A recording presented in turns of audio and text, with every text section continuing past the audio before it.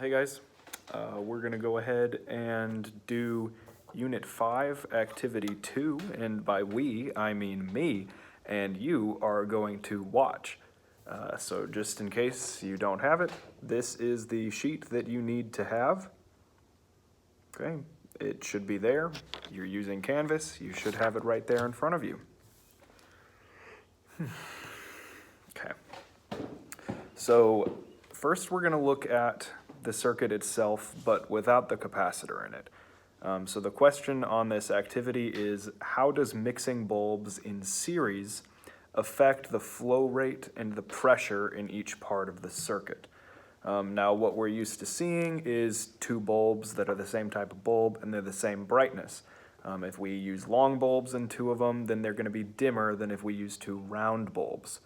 And so when I connect this, what you're probably not expecting, just for the record, this is the long bulb here, this is the round bulb here. What you're probably not expecting when I connect this circuit is for the long bulb to light brightly and the round bulb to not light at all. That's probably not what you're expecting. What that would suggest then is that there's more pressure difference across this long bulb that has a higher resistance than there is across this round bulb, which has the lower resistance, which we know from the thickness of the filaments. I'm going to go ahead and disconnect it.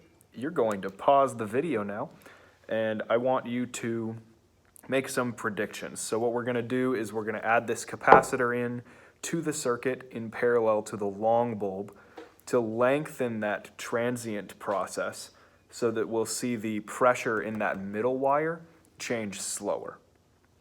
Okay, so we're going to connect it to the first wire A and the second wire B. We know that wire A is going to have that red pressure, and wire C is going to have that blue pressure because they're connected to the positive and negative ends of the battery. But that wire B, that one's going to change pressure, and we want to lengthen the amount of time that it takes for that pressure to change. So go ahead and, well, yeah. I haven't done this before, guys. We're winging it. Okay, prediction question number 1 on the bulb brightness. Which bulb is going to be brightest when we connect the circuit with the capacitor in it?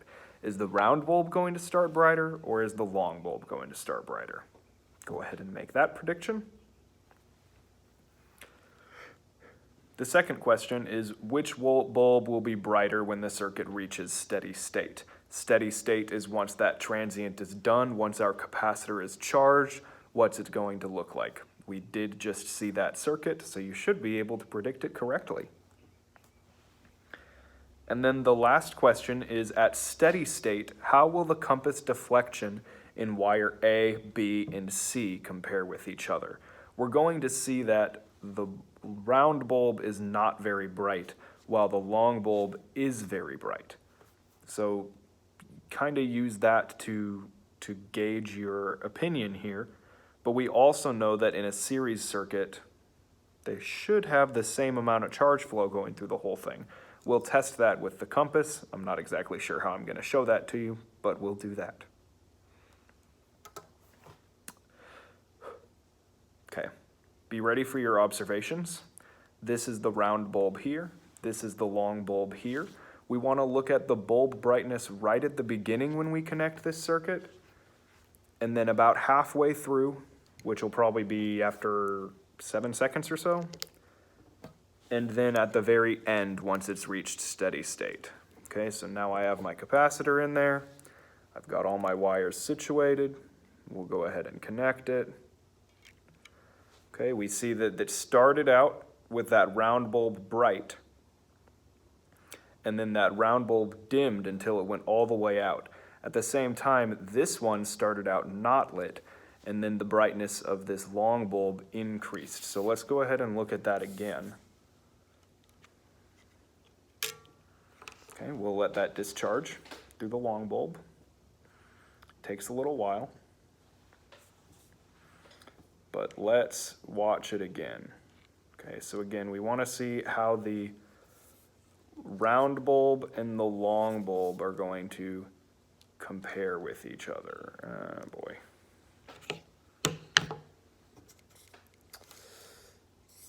I hope you guys can see that fine. Okay, round bulb starts bright, and then that long bulb grows in brightness. Okay, now that we have it at that steady state, I'm going to look at the compass deflection in each of these wires at the steady state. I'm going to take the capacitor off because it's not really necessary at this point since we do have it steady.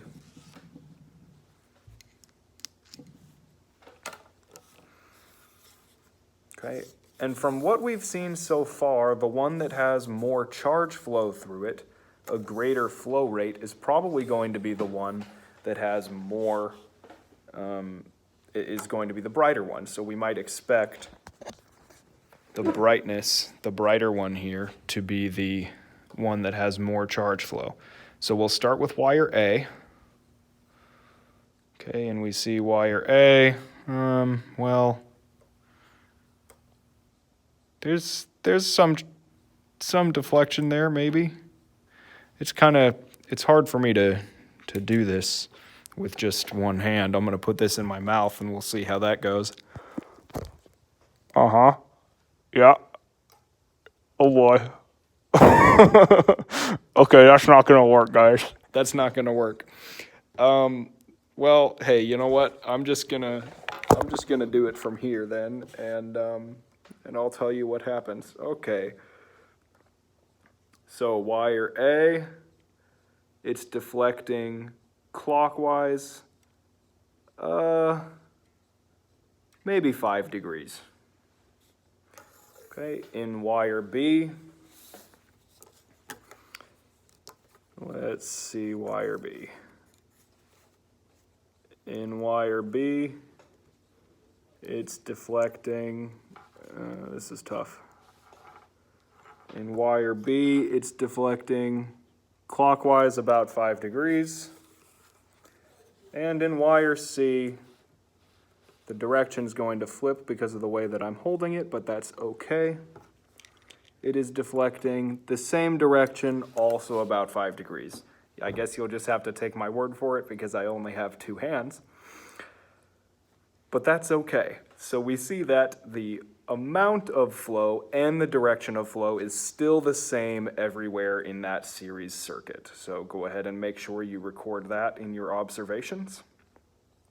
I'm not going to talk to you about the conclusion and consensus here in the video, but I will upload a PowerPoint presentation with those notes on it. So go ahead and click on that now, take those notes, and then snap a little picture of this and submit it to Canvas.